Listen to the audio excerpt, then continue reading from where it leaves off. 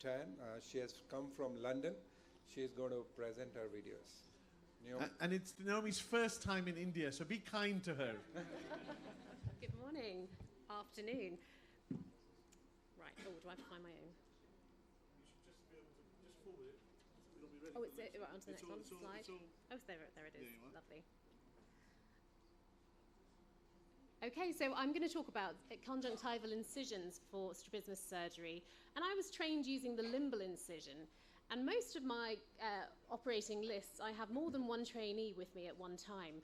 And I've been a consultant a couple of years, and I like this technique because it has great exposure.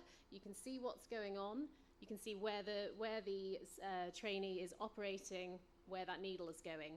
But of course, it does make a very big incision. This is an L-shaped incision. But you can see here, hooking the muscle, the really nice exposure this trainee is going to achieve. You can see that inferior pole and the top part of the muscle as well. So you can really see where the surgery is going. And of course, I want my surgery to be safe and want everyone to be comfortable to achieve the best outcome for the patient. But I'm aware that when you close a large incision like this, it can leave bumps in the palpebral aperture and sutures, and it can be a bit uncomfortable and maybe unsightly for the patient. There are alternative incisions. So my question to the panel of very experienced surgeons is, how do you introduce a new technique that you're not that familiar with when you've got lots of trainees with you? And so that's what I've done. And we've moved on to the fornix incision. And I would say choose the patient carefully. So we've gone for sort of a 10-year-old child here with just nice elastic conjunctiva, but not too much tenons. And you can see that we started with a patient in the subconjunctival hemorrhage there who needed an inferior oblique surgery anyway. So we were using that inferior fornix incision and went on, as things were going well, to do a lateral rectus.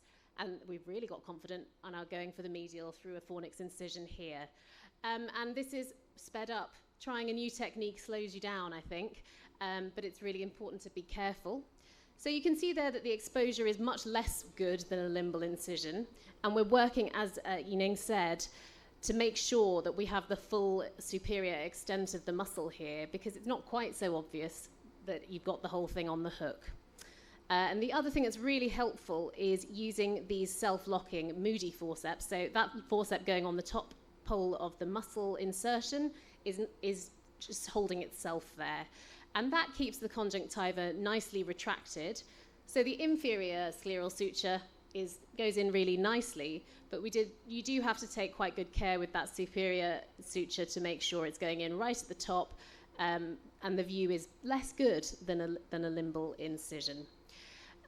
But the advantages are that, when this incision closes, it really looks much nicer. And the post-operative results, you can see in the patient, the conjunctiva is almost white, looking straight ahead at least. And this patient was very happy a week post-operatively. And I would just say, in terms of training and how to do it safely, this is our multidisciplinary team. We meet every Monday morning, three surgeons, orthoptists, and there are very happy trainees. And we discuss all our patients going to theatre, and that's another good way to talk about introducing a new technique to your practice. Thank you. Questions? Do we have any questions? What I got, you want to say the limbal base is good, your exposure is good, and so I also believe in that. Earlier I used to do the fornix incision, but there's one more modification I do in my surgeries. What we cut from this end, and don't cut from lower end. This is like triangular flap. So you require only one stitch to close it up. When you cut nicely and stitch nicely, that's a better idea. So again, I could not get chance to answer the muscle, the plexi. I think these are Nope. Yeah, at the end. So Naomi, you prefer the fornix base now? I prefer the outcome of the fornix. So during the operation, I like the limbus, and as we close it, I enjoy the fornix much more as it closes. I think I'm glad like we went through that. That's a typical feeling for a spicy Indian meal. Okay. But I think the process, so many good new techniques here. It's about how you kind of introduce something new safely. No, you're right. It's new So to you, questions, go ahead. No, I think this is brilliant. I actually do limbal incisions for all my cases just because I have a lot of residents and fellows with me, and just to spare that time, because we are in a time situation, we have to do like 10, 12 cases within a certain time. But my thing with the residents is I give them one step at a time. I don't let them do the full case, which is what I feel has worked out the best for me. Just let them master one case, and then you'll have some residents who will just be doing conjunctival peritomy their entire fellowship, but you don't want that. But still, I let them do their one step at a time, master that, and then proceed to the next. Yeah, that's a good tip. I have a question. All these videos for strabismus are fantastic. How many people in the audience operate under a microscope for strabismus? That's fantastic. Right? Right? Yeah. No questions. My time. No, I understand. And how many people use a GoPro or a portable camera on their head to take their strabismus pictures or for videos? So all these videos, even yours, From the microscope. Microscope. That's another tip for starting something new, is you can see what's going on because it's So blown up. Yeah. I use loop, but we have over a camera to record it. Perfect. So Matt Pilblad, who does most of our complex strabismus, he has a GoPro on his forehead, Be worried about which he records with. It's pretty effective. Ying. Great talk. I'm going to counter what everyone's saying about fornix being slower. I think once you practice, so in residency I did only limbal, and then in fellowship I did only fornix, and my residents 95% of the time just do fornix. So I think if you practice enough, it's actually very slick and Just a feels the same.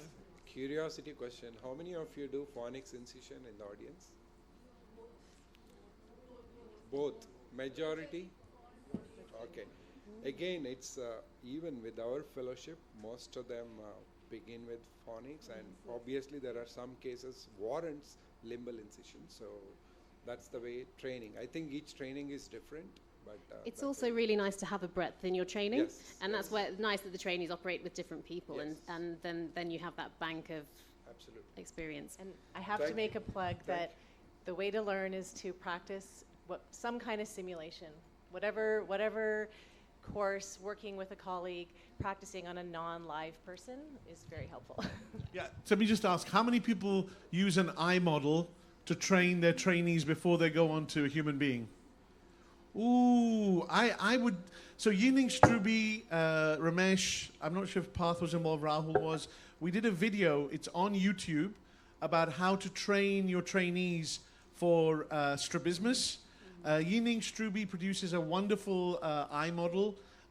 It's not expensive, but it may be expensive in certain parts of the world to buy. You can also make a very cheap one yourself, and the instructions are in the webinar on YouTube on the WSPOS channel. We'll have two questions, then we'll move on. Should I go first? Yeah. Who you are and where you're from? I'm Shelja, I'm from Delhi. So I had the experience of both of these incisions. So during my fellowship, I trained with Dr. Ramesh, did everything in under phonics.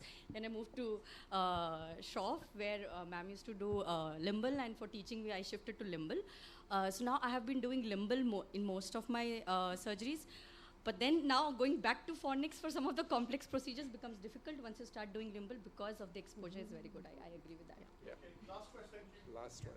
So I do 100% fornix, and how I teach my residents is I do the hooking part first, and I always teach them the recession first, not the resection, because that is more difficult. So once I hook and show them, and after few surgeries, they also pick up the trick. Okay, good. So Okay, any other thank you. questions we'll do at the end now because we're running out of time? Thank you very